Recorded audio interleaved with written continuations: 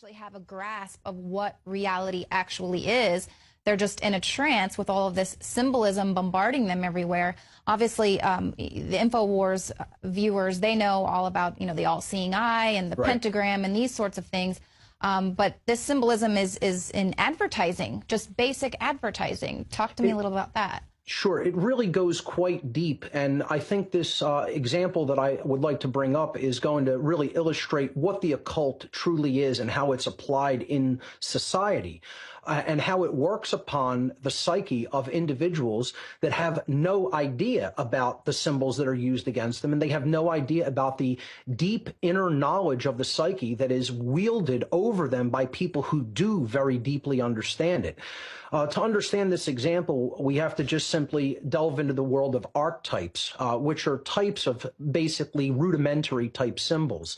An archetype is considered an original pattern from which other patterns or other more advanced type symbols are basically based, okay? So it's a model or an original form or a prototype of some kind.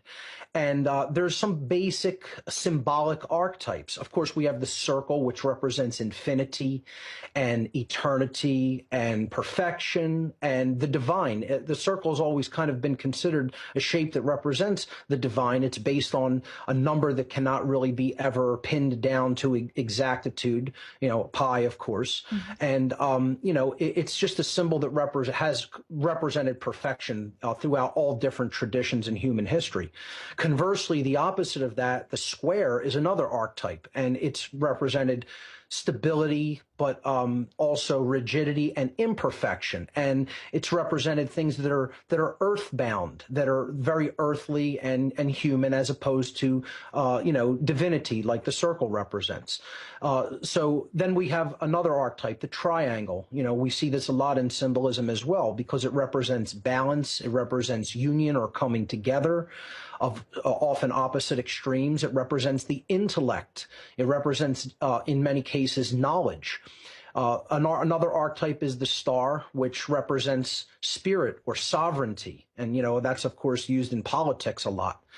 And there's many other archetypes that we could get into, but essentially, archetypes resonate deeply with the human subconscious mind. Okay, that's the main thing to keep in mind. Archetypes are kind of embedded almost into our the very fabric of our being, into what one might call our ancestral DNA, because these shapes and symbols have been around with us since humanity has been on this planet. The perverted use of symbolism and archetypes goes on constantly in our society. And again, since people are ignorant about how a lot of the symbolism works, it's quite literally a quote-unquote piece of cake for these dark occultists to wield this knowledge in this way. So I want to give a brief example. Betty Crocker in the 1950s had designed a new instant cake mix, and they didn't know how this was going to be received by American housewives, and so they did a lot of research and development on this product, and they put it out into the supermarkets. They got distribution for it. Spent a whole lot of money to do all of that. And then the cake mix was very unpopular. It did not sell well at all. And there was an underlying reason for this, but Betty Crocker didn't understand that reason at the time. Okay, well, I'll just give a little bit of a background. This cake mix, all you needed to do was just add water to the supplied powder, and then you would bake that and you'd have an instant cake. In that day, that was considered somewhat of an amazing thing, and unfortunately, housewives didn't go for it. They, and families in general, they made kind of like a statement that this isn't something that we're interested in by their lack of purchase. And Betty Crocker, instead of saying, well, we've kind of received a mandate from the masses of people, they're not interested in this, they decided that they would make people want the cake mix. Now, just think about that for one moment, okay? We're not going to say, well, we tried our product and it didn't work and people gave us a mandate that they're not interested in it and that's their free will choice and decision. No, that's not good enough for us as a corporation. We are going to do research not only into why people didn't want it, but what we will have to do as a company to make them want this very product. We're not going to go back to the drawing board. We're not going to abandon the idea. We're going to keep this out, on the shelves and basically say, what are we going to have to do to modify this slightly to make people want it? So they hired a Madison Avenue ad campaign firm to investigate which was basically comprised of a lot of psychologists. And they asked this psychological think tank team to find out through psychoanalysis the underlying psychological reasons that housewives didn't want the cake mix. The conclusion of this type of think tank study that came out was that while the average housewife at that time in the 1950s appreciated the convenience of the cake mix, they were feeling a very particular type of emotion by sort of taking a shortcut or cutting corners, whereas they had originally made cakes for their family from scratch and put a lot of their energy and effort and love into it. So the emotion that those housewives were feeling was actually guilt. That was the result of the psychoanalysis done by this think tank of Madison Avenue ad campaign firm, think tanks, and psychologists, actually. So what they had to do was attempt to assuage that psychological guilt in those housewives.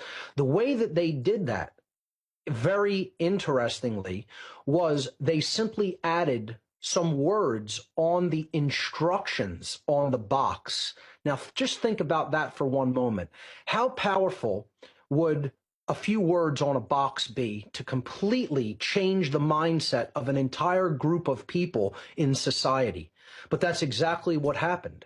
And this cake mix sold eventually. The 3 words that they needed to add on the box, so the ad campaign firm comprised of these psychologists told Betty Crocker, just keep the mix the way that it is and add on the instructions, add an egg, add 1 egg, where the 3 words need to be put on the box. When the housewives read the new instructions upon trying to find out how the cake mix worked before they bought it, that changed their mind. Now, most people will say, well, what sense does that make and how does that work?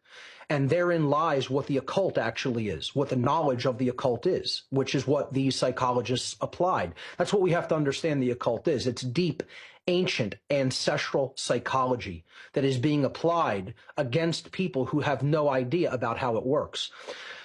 The egg is a symbolic archetype of feminine energy. It is the creative essence of the female that combines with the sperm to create life. It is the feminine fertility symbol. So that is what they were putting in the mind of the housewife. Now you take what we've given you in the cake mix, the instant cake mix that's very easy to prepare, okay? And after you have that, you add an egg to the cake mix. So now symbolically, virtually, through proxy, you are giving your feminine creative essence into the project. And in doing that, those housewives are now assuaging that guilt that they previously felt by not putting enough of, quote unquote, themselves into this undertaking for their family to make this cake. In adding the egg, that psychologically assuaged that guilt subconsciously without those women ever even understanding what had been done through the back door psychologically to them. That, ladies and gentlemen, is what the occult actually is. The cake mix sold like wildfire after they only changed the instructions on the box to add a symbolic archetype to assuage that psychological guilt subconsciously. Wow. Now, if that's not a powerful enough example, I don't know what is. This is what people have to begin to understand that occult knowledge is and what it can do and how it can be applied in a perverted way in society to act as sort of a weapon against people that don't understand how it works. I would suggest that's much more than just clever advertising or clever marketing techniques. I would suggest that that is an absolute perversion of someone else's free will decision-making processes.